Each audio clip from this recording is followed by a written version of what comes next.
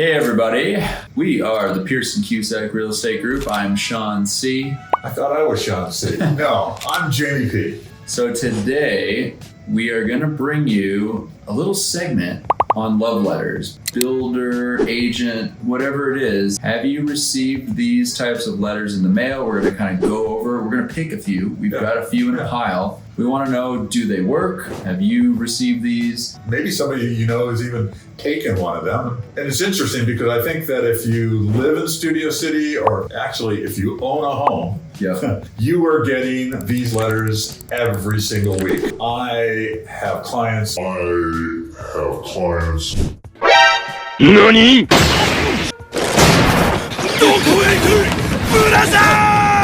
We have clients and they're constantly giving us these letters saying, oh, I got this today, I got this, oh, this was on my door. They come in all shapes and sizes, all hoping that they can get your attention to buy your house. I mean, everyone's got their own right thing to do, right? But we're going to kind of talk about why we think it might not be in your best interest to just go ahead and accept an offer from something like this. Especially in today's market, which is so lacking in inventory and so much competition out there that getting the most out of the market really takes competition. Yeah. So let's get into it. All right. Why don't we just pick one out, maybe read one?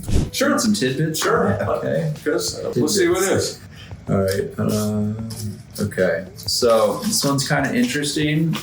This one looks like it could be an invite of some, maybe a letter from a friend. It's definitely not your long standard letter format. It even looks like a everyday postcard. Like, oh, I'm excited. Oh, somebody sent me a postcard, right? Yep. Okay. Hi, Mr. Seller. I recently listed and sold a home at this address in your neighborhood, in the neighborhood, I should say, because it's not very close. Yeah, that's what I was going to say. Is the house that they used to reference is 8 miles away from this neighborhood, in a much kind of different topography. So it's the reason to send you a letter. Yeah. And since those ideal homes are getting harder to come by, I'm reaching out to you. Again, low inventory, that's the message. Perhaps you even recognize me from my numerous sales in the area. Maybe. Perhaps. Please let me know if you have 5 minutes to discuss the opportunities that may exist to list your home, or even if you're interested in learning what the value of your home is. So this letter isn't a letter that says I have a specific buyer. Yep. This is, I want to list your house. Yeah, and make a connection, and pretty interesting. I am impressed. Curious to see if that would work with you. Here's one I call it the sneaky letter, because it comes as an envelope again, thinking, oh, I'm going to a party. Somebody wants to invite me somewhere, or maybe it's it's an invitation to something. But then you open it up and you pull it out, and it's it's not an invitation anyway. So it's from a Beverly Hills broker, and it says, "Dear seller, I hope this finds you well. We are a South Boulevard specialist," because they're in Beverly Hills, and longtime residents. And so they just recently sold a property in the neighborhood, and for a lot of money, and they've included the listing so you can make sure that they indeed sold that. And as a result of the sale, they have several other people looking to buy in this neighborhood. But this house wasn't actually in this neighborhood. It was in another adjoining neighborhood. But we've got buyers for it. So again, use it,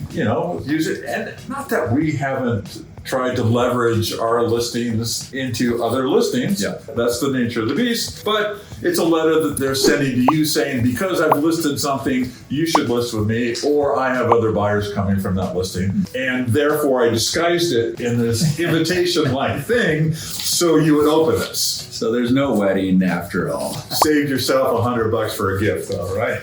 Yeah. Let's take a look at this one, because it's kind of interesting. It looks like a bill. Right. Obviously, you're going to want to open a bill because, what do I owe the city? It really feels like a city bill, something like that. Okay, so from an agent, hello, Mr. Seller. Writing you today because I currently represent a lovely client who's looking to purchase a property in your neighborhood. My clients expressed interest in this area a few months back, and they fell in love with the area due to the location being so close to their family and work. Unfortunately, their offer wasn't accepted on the last home. We wrote on and we've been on the search ever since. And due to low inventory, we are in the neighborhood. We have yet to find another property. So we're writing to you to find out if you are willing to do something off the market if you were offered the right price. Okay. Probably mass produced. You know what I think is interesting about this letter is this letter could go to any neighborhood, right? Yeah. It's not specific, doesn't say, hey, the, Beaman Park or the Silver Triangle or it just, this neighborhood. So it's, obviously it's a marketing plan, trying to find listings. So here's these letters that come to you all the time. And then you go, are these kind of sales in your best interest? Is this the best way to get the most amount of money for your property? Now, to me, what comes up is, it sounds like it could be the most convenient way to sell your home, right? You don't have a bunch of people coming through it, strangers, all this process. Here's a guy that's just going to give you top dollar. Nobody comes to your house, and it's top dollar because they said it is, right? Not because they had multiple offers or they had lots to choose from, or, you're just kind of going to go with whatever it is that's going there. It's kind of interesting because anytime you do work on your house, it's recommended to get multiple bids. I'm sure you've heard that idea, get a few bids so you can really compare what you're looking at and you can get, they're roughly all around this price. Or you got one down here, super low or super high, and you can really make your best guess. And that's kind of, I think, what you get out of putting your home on the market. You get options, and options are key to keep the leverage and I think the negotiation power in the seller's court. Right? When you have multiple people bidding on your home, you can say, I want this, this, and that from those three offers and compile it to create the most ideal offer for you. If you have one person at the table, I don't think you really can do that at all. The fear factor is I'm going to lose that one person if I make a wrong move. Yeah. Where when you have multiple people and you're dealing with multiple responses, you're trying to vet the best buyer from them. It's not the first offer or the original offer that's the best offer. Isn't it the offer that gets modified, countered, kind of massaged and twisted to fit all our sellers' needs that turns out to be the most incredible solution for their problems? And it's hard to do that with taking an offer right off the street. Yeah. And in that scenario, you're likely working with their agent, right? Unless it's just the buyer that actually comes to you. But in these scenarios that we've just laid out, you're working with their agent who truly has his fiduciary or her fiduciary duty is to that buyer initially. How do you know that this person's truly in your court getting you the best prices on, let's even say, escrow and things like that? Yeah. How is he representing your best interests at that time? It's hard to know. At any time, working with anybody, are they going to keep your best interest to heart? And that's why the interview process looking for a representative is so important, because you'll find a connection and you'll feel that and you'll get those feelings, from somebody. And we're not saying we're the only solution. I think we're saying there's lots of solutions out there and it's not always the easiest one. Sometimes the easiest one is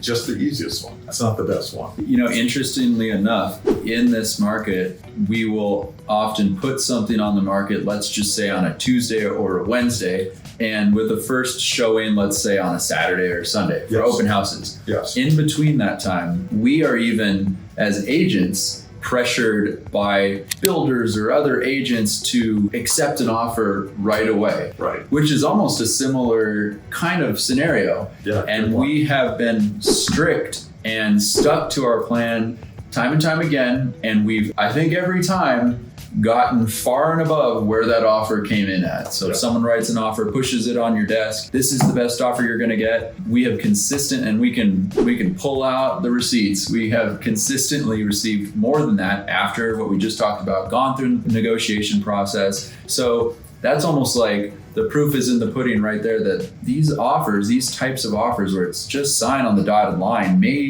are not in your best interest. Yeah. I think, we talked about ease of use and we've developed a system that really has us occupying maybe 3 days, I was going to say 1 weekend, a broker's open to leverage that time frame into getting multiple offers. So a seller's put out, a maximum of 3 days. And, we just had one where we had 29 offers, right? In 3 days, 500 people threw a house in 3 days to get 29 offers. And that seller was able to dictate all the terms that they needed, because what we have found is that when they all want your property, they're very flexible. They're very accommodating. They'll do whatever you say. Once they're in escrow, you're now becoming a traditional buyer, and their needs come first. We're not criticizing that, but the time to negotiate is while all that competition is going on, and you miss that when you take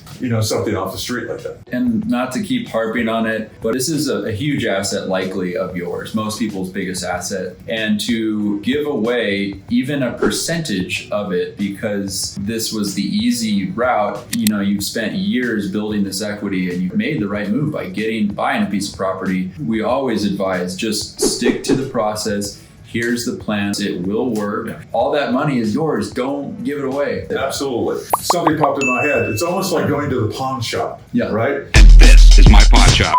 You're getting a discounted price because you need fast money. So here's my watch. It's not worth all the value. You're getting a pawn shop kind of price. Don't go to the pawn shop. These are fast options, but again, we aren't the only option, but we can provide a fast option because we can provide multiple options in terms of how we price your home, how we market your house. If you want it done quick, we can still provide the multiple options and hopefully that bidding war, to people that are all cash, depending on your condition, the condition of your house. I came prepared, man.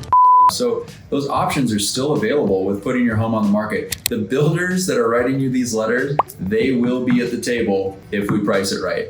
Guaranteed. They don't just go away because it's now on the market. I hope this gives you something to think about, as you get these. If you would like to share some of the letters that you get with us, we'd love that. We'll continue to, talk about this process because it doesn't go away. It's in every market, and it's just really evident in this market with lack of inventory. So, reach out to us anytime. Anything to add? Just please like and subscribe. We truly appreciate you following our videos and watching us go on and on and on.